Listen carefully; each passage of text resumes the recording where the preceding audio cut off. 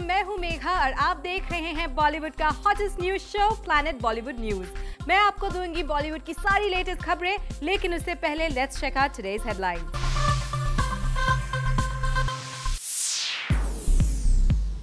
सलमान को कौन सी अपकमिंग फिल्म में रिप्लेस कर सकते हैं शाहरुख खान?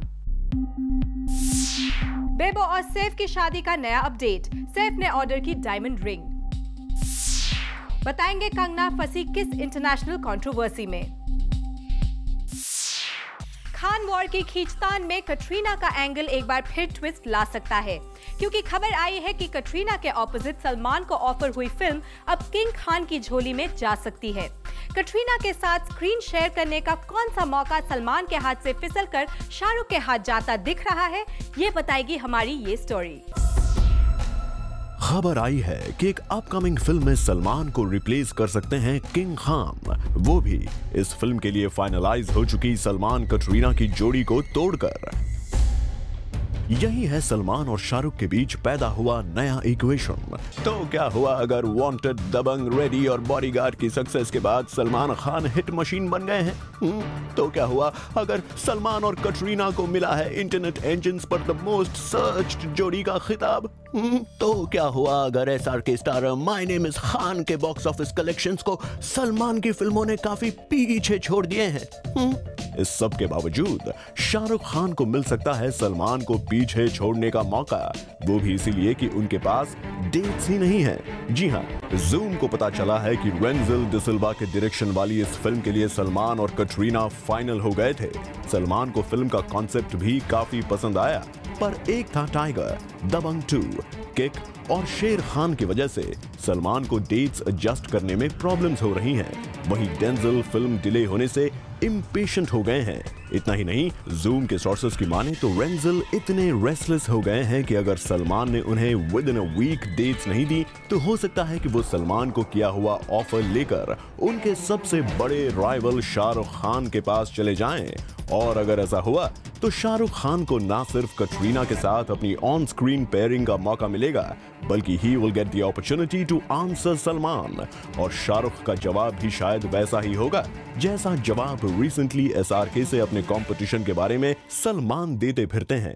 अगर किसी से नहीं जमती तो उसे मारूंगा जरूर, लेकिन काम से मारूंगा। काम से मारें। They should beat me up with their work and I should beat them with my work. काम से मारूं। For कीर्ति तरंग, Zoom, मुंबई। खबर आई है कि सैफ अली खान ने एक डायमंड रिंग ऑर्डर की है। क्या है सैफ और करीना की नेक्स्ट ईयर होने वाली मैरिज की खबरों से इस डायमंड रिंग का कनेक्शन? Let's find out.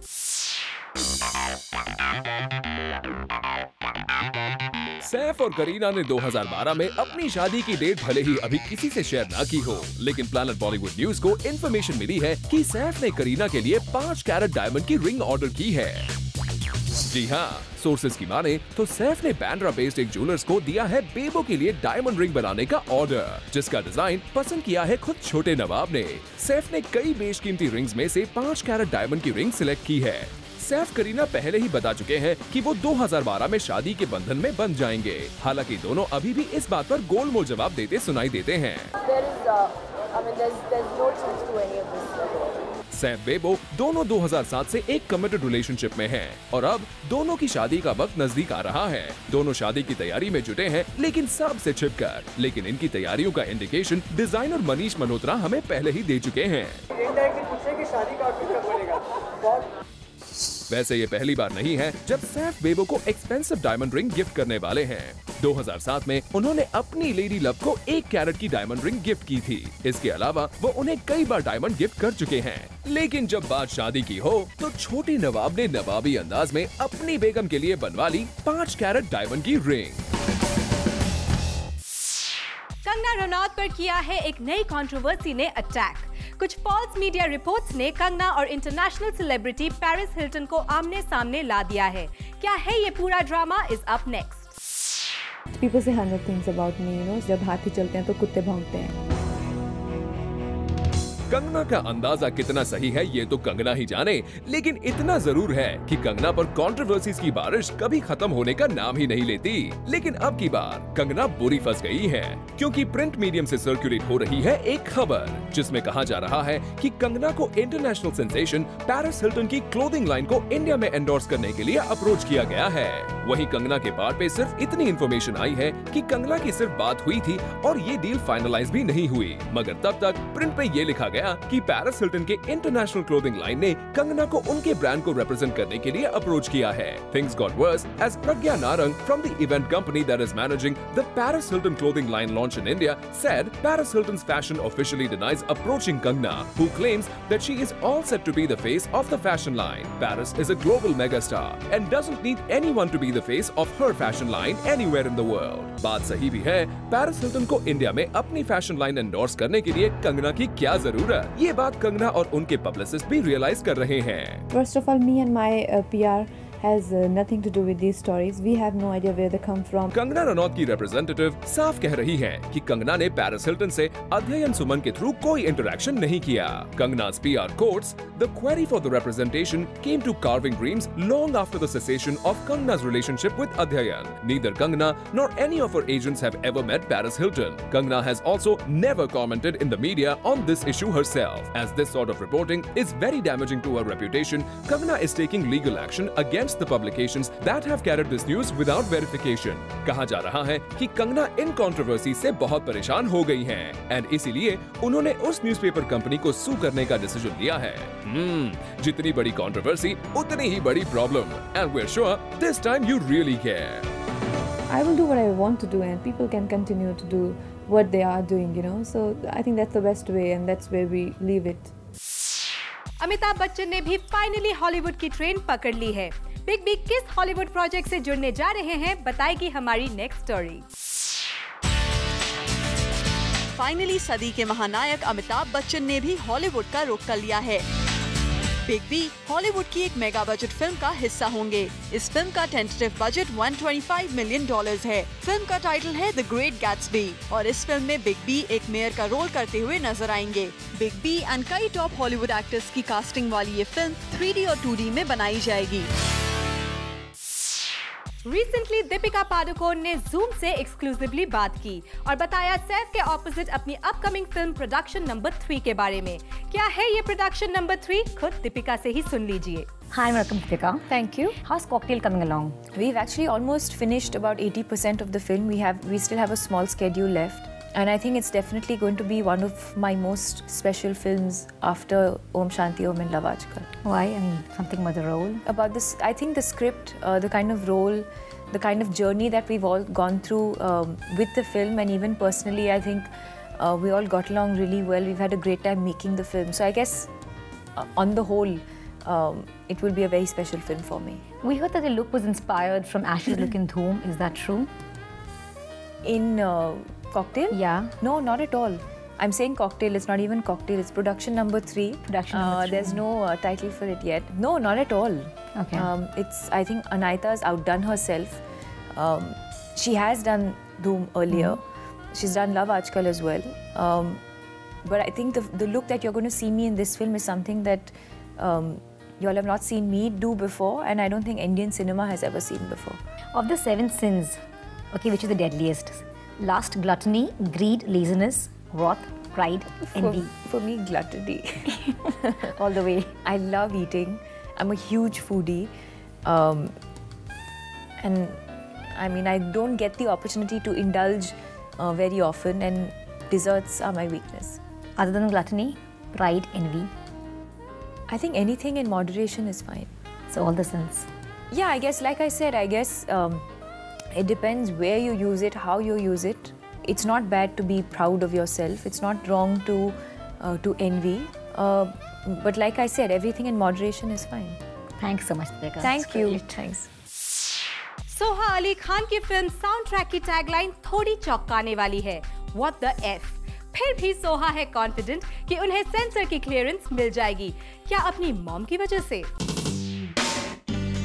कई समय बाद सोहा अली खान की फिल्म साउंड ट्रैक रिलीज होने को तैयार है, लेकिन जरा गौर कीजिए इनके इस पोस्टर पर।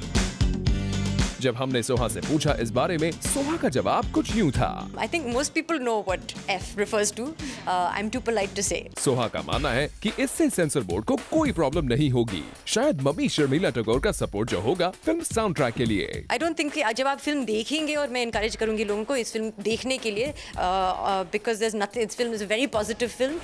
खैर ये तो थी आपके फिल्म के पोस्टर की बात, कुछ अपने रोल के बारे में भी बता दीजिए। सोहा पहली बार एक ऐसा रोल प्ले कर रही हैं जो इन्होंने अब तक नहीं निभाया है। मेरा जो किरदार है, जैसे आप जानते हैं शायद, एक बहरी लड़की हूँ मैं, जहाँ उनको सुनाई नहीं देता है। शी स्पीक्स तो, but she is hearing impaired, तो ऑब्वियसली जैसे आप समझ सकते हैं कि उस पर कुछ काम वाम करना जरूरी था। Soha, that sounds interesting. उम्मीद करते हैं कि आपका ये किरदार और आपकी फिल्म दोनों ही ऑडियंसेस को पसंद आए। चित्रांगदा सिंह पिछले दिनों अपने नए को स्टार अर्जुन रामपाल की तारीफ पर तारीफ करती नजर आई थी, पर फिल्म 4 पर जाते ही उनकी अर्जुन के बारे में राय बदल गई है। क्यों हुआ ऐसे? We have all the details. Bollywood में हमने कैट फाइट्स के बारे में तो सुना ही है, बट फिल्म की लीड्स में अनबन होने की खबरें रेयर ही होती हैं, स्पेशली जब चित्रांगदा सिंह की बात हो, क्योंकि she is one actor who is known to make really close friends in the workplace, फिर चाहे वो डायरेक्टर सुधीर मिश्रा हो या actor John Ibrahim. But these days, Chitrangada is a bit upset with Arjun Rampal. Well, Chitrangada play कर रही है a female lead opposite Arjun Rampal in a movie based on sexual exploitation, जिसके director हैं सुधीर मिश्रा और प्रोड्यूसर प्रकाश झा। इस movie में चित्रांगदा के steamy scenes भी हैं अर्जुन के साथ, बट स्टीमी सीन्स तो बाद की बात है, आजकल तो Chitrangada is steaming over Arjun's behavior. Recently, Chitrangada ने अटेंड की थी एक एक्टिंग वर्कशॉप एंड वहाँ पर जूम के सोर्स ने सुन लिया चित्रांगदा को बैड माउथिंग अर्जुन रामपाल। अगर सोर्सेज की माने तो चित्रांगदा खफा थी कि अर्जुन सुधीर मिश्रा को चंक में डेट्स नहीं दे रहे हैं फॉर द मूवी, और उन्होंने ये तक कहा, I don't know what does he think of himself. Well, we hope आप दोनों के बीच जो भी प्रॉब्लम्स हैं वो जल्द ही सॉल्व हो जाएं।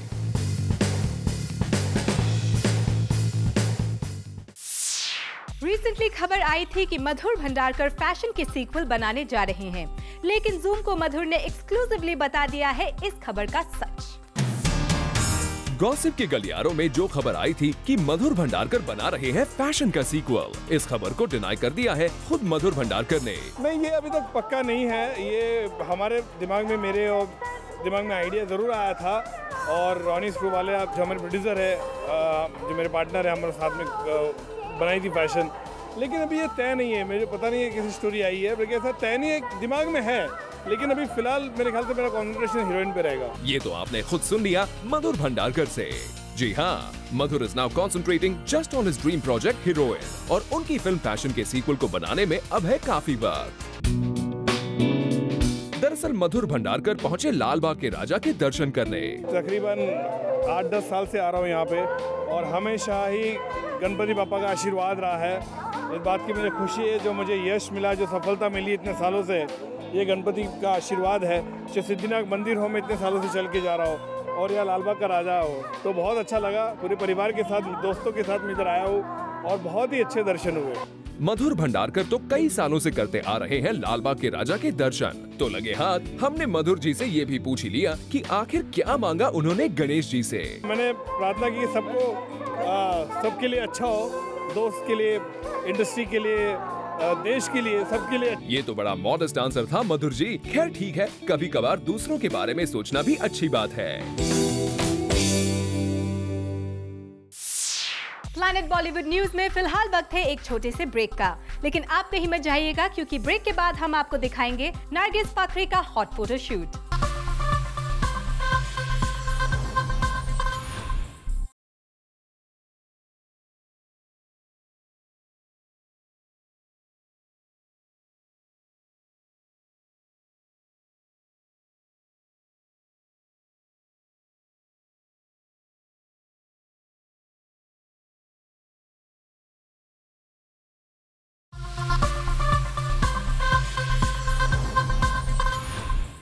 मौसम शुरू से ही जिंक्स कही जाती रही है, और फिल्म का यही फैक्टर रिसेंटली एयरफोर्स ऑफिशियल्स के लिए ऑर्गेनाइज की गई स्पेशल स्क्रीनिंग में भी नजर आया, क्योंकि ऑफिशियल स्क्रीनिंग के बीच में से ही चले गए।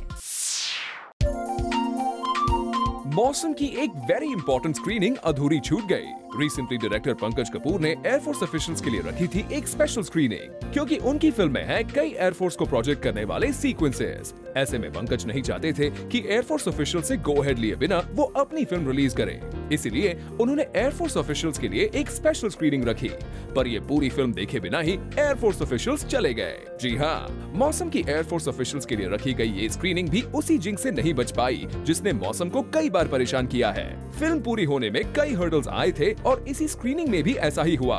लेकिन घबराने की कोई बात नहीं है, क्योंकि अभी तक एयरफोर्स ऑफिसर्स से किसी भी तरह के ऑब्जेक्शन की कोई खबर नहीं आई है। वहीं एयरफोर्स ऑफिशियल्स को मौसम की स्क्रीनिंग बीच में छोड़कर इसीलिए जाना पड़ा क्योंकि उन्हें एयरफोर्स चीफ मार्शल से मीटिंग का कॉल आ गया and everyone left the screening Midway.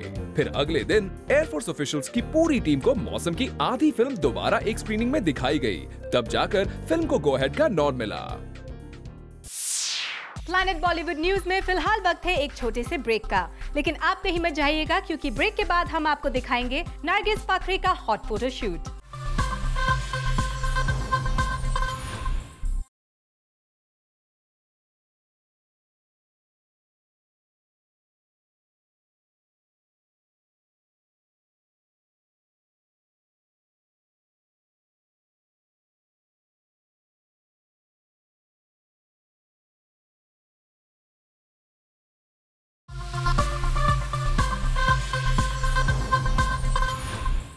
Ranbir की को-स्टार नरगिस फाकरी ने एक फेमस मैगजीन के लिए किया एक हॉट फोटोशूट। हम आपके लिए लेकर आए हैं इस फोटोशूट की झलक।